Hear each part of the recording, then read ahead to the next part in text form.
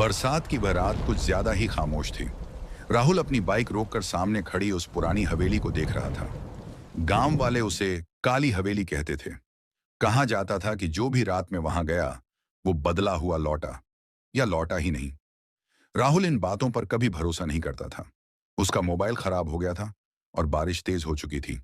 पास में कोई और जगह नहीं थी, इसलिए मजबूरी में उसने हवेली के अंदर जाने का फैसला किया। जैसे ही उसने भारी लकड़ी का दरवाजा धक्का दिया, क्री दरवाजे की आवाज ने उसकी रूह तक हिला दी।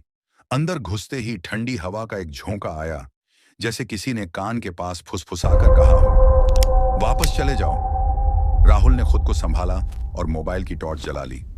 चारों तरफ धूल, जाले और टूटी हुई तस्वीरें थीं। एक तस्वीर पर उसकी नजर रुक गई। उसमें एक परिवार था और उस परिवार में एक लड़का बिल्कुल राहुल जैसा दिखता था। उसका दिल जोर से धड़कने लगा। तभी ऊपर से किसी के चलने की आवाज आई। धप धप। कोई है? राहुल ने आवाज दी। कोई जवाब नहीं। वह सीढ़ियां चढ़ने लगा। हर सीढ़ी के साथ हवा और ठंडी होती जा रही थी। ऊपर एक लंबा गलियारा था और आखिर में एक काला कमरा, जिसका दरवाजा आधा खुला था। जैसे ही वह कमरे के पास पहुंचा, टॉर्च अपने आप बंद हो गई। अंधेरे में एक औरत की धीमी हंसी गूंजी। आखिरकार तुम आ ही गए। अचानक कमरे में हल्की रोशनी हुई। सामने एक औरत खड़ी थी। सफेद साड़ी, बिखरे बाल और आंखों से बहता काला आंसू। तुम कौन हो? राहुल हकलाया। वह औरत बोली, मैं इस हवेली की मालकिन थी और तुम मेरे बेटे जैसे हो। क्या मतलब? राहुल पीछे हटने लगा। औरत ने दीवार की तरफ इशारा किया। दीवार पर लिखा था 1902। मेरे बेटे का नाम भी राहुल था, उसने कहा।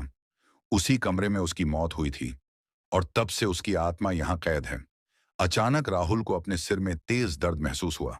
उसे याद आने लगा बचपन के कुछ दृश्य जो उसने कभी जिए ही नहीं थे। उसने चिल्लाकर कहा, नहीं, मैं यहां से जाना चाहता हूं।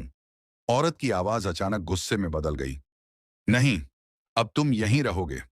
पूरा कमरा कांपने लगा। दरवाजे जोर से बंद हो गए। सुबह जब गांव वाले हवेली के पास पहुंचे तो राहुल की बाइक बाहर खड़ी थी, लेकिन राहुल कभी नहीं मिला। आज भी लोग कहते हैं, अगर बरसात की रात उस हवेली के पास से गुजरो तो ऊपर के आखिरी कमरे में एक लड़का खड़ा दिखता है, जो धीरे से कहता है, वापस चले जाओ।